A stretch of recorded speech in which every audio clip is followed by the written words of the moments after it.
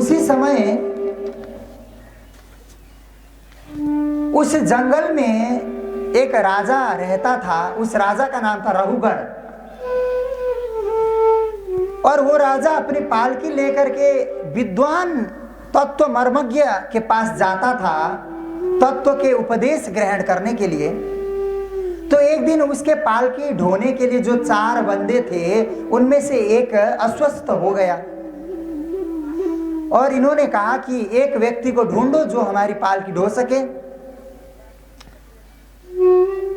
अब ये जो पालकी ढोने के लिए लोग ढूंढने के लिए गए तो जड़ भरत जी महाराज मिले राम राम करते हुए। तो बोले चलो। बोले कहां? बोले हमारे महाराज जी जाएंगे तत्व ज्ञान लेने, उनकी पालकी उठानी है। अब देखिए जो राम का बंदा होता है ना, वो कैसे सोचते हैं, मैं चल तो ऐसे भी रहा ही था, चलो कंधे पे पालकी और आ जाएगी, इसी बहाने चला जाएगा। तो ये चले। अब पालकी इनके कंधे पर रख दिया और ये चलने लगे। अब जैसे ही चले, परंतु जड़ भरत जी महाराज इतने कोमल हृदय के हैं, ये दूसरों को इतना सा भी कष्ट नहीं पहुंचाना चाहते। तो ये जमीन पे देखते हुए चलने लगे कि जमीन में कहीं कोई कीट पतंग या कोई चींटी हमारे पैरों के नीचे आकर के दब के ना मर जाए। तो जैसे ही ये चींटी को देखते ना, प्रेम से बोले नमो नारायण। जैसे ये चींटी को देखते ना चलते चलते, ये फट से उछलने लगते। अब सोचिए पालकी को ढोए हुए व्यक्ति उछलते उछलते चलने लगे तो उस पालकी में बैठने वाले की क्या दशा हुई होगी, हैं? अब पालकी में बैठने वाले को तो लगेगा कि भूकंप आया होगा। पालकी के ऊपर बैठा था रहुगण राजा, उसका माथा ठनका और बोला कि हे बदमाशों, क्या कर रहे हो, चलना भी नहीं जानते।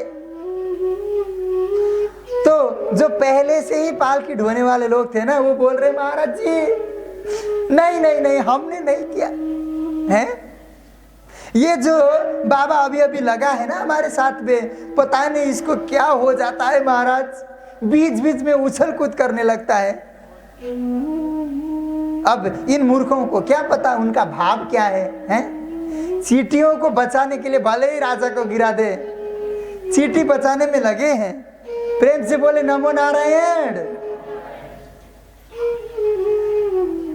अब तो रहुगण की जैसे दृष्टि पड़ी इन पर, इसने देखा मोटे घाटे ताजे तगड़े हैं, चलने में ऐसा उपद्रव मचा रहा है, तो इसने व्यंग्य प्रहार किया। व्यंग्य समझते हैं, घुमा फिरा करके टोकना, इसको व्यंग्य कहते हैं। अब बोलने लगा अरे अरे अरे, ये देखो, ये तो कितना दुबला पतला सा है, पूरा 1.5 हड्डी का मरियल सा, और ये भूखा भी होगा, और ये तुम 3 लोग तो कुछ कर नहीं रहे, पूरी की पूरी जो पालकी है ये तो इसी अकेले ने ढोया है। जड़ भरत जी महाराज सुनते रहे, परंतु जब अत्यंत असहनीय बात बोलने लगा ना रहुगण का राजा, रहुगण, कि अब फिर से ये ऐसा करेगा तो मैं इसको दंड दूंगा। तो अब इतने जन्म लेकर के अभी इतनी आयु हो गई जड़ भरत जी महाराज की, इतने बड़े हो गए, दाढ़ी मूछ आ गई, दाढ़ी मूछ पकने लगे, बूढ़े होने लगे, इतने सालों तक मुंह से एक शब्द इन्होंने कभी नहीं निकाला। बोले तो पागलों की तरह बोले, परंतु एक शब्द ढंग का नहीं निकाला। जिस व्यक्ति ने आज बोल पड़ा, और क्या बोल पड़ा और क्यों बोल पड़ा, सबसे पहले क्यों बोल पड़ा। अब इस संत की बुद्धि कैसी होती है, देखिए, संत ने सोचा कि यदि कहीं मुझे डांटने के प्रभाव से ये नरक में ना चला जाए, और अगर ऐसा हुआ ना तो संतों की ही बदनामी होगी, क्योंकि जिस व्यक्ति को संतों ने अपने कंधों पर उठा लिया, यदि वह भी पदच्युत होकर नरक में गिर सकता है तो संतों का तो कोई प्रभाव ही नहीं रह जाएगा। प्रेम से बोले नमो नारायण। दूसरा भाव ये है कि ये इसलिए भी बोले कि ये भला बुरा जैसा भी है, अब उठा तो लिया इसे अपने कंधे पे, और संत लोग जिन्हें अपने कंधे पे उठाते हैं ना, उसे अपने गंतव्य तक पहुंचाए बिना रहते भी नहीं हैं। प्रेम से बोलिए नमो नारायण। अब जड़ भरत जी महाराज बोल पड़े, त्वयोदितं व्यक्तमभिप्रलब्धं भर्तुः समेस्याद्यदि वीरभारः गन्तुर्यदि स्यादधिगम्य मध्वा पीवेति रासो न विदां प्रवाद। जड़ भरत ने कहा, राजन तुमने जो अभी कहा ना कि ये दुबला है, ये मोटा है, देखो राजन, दुबला मोटा पतला ऐसा कुछ नहीं होता।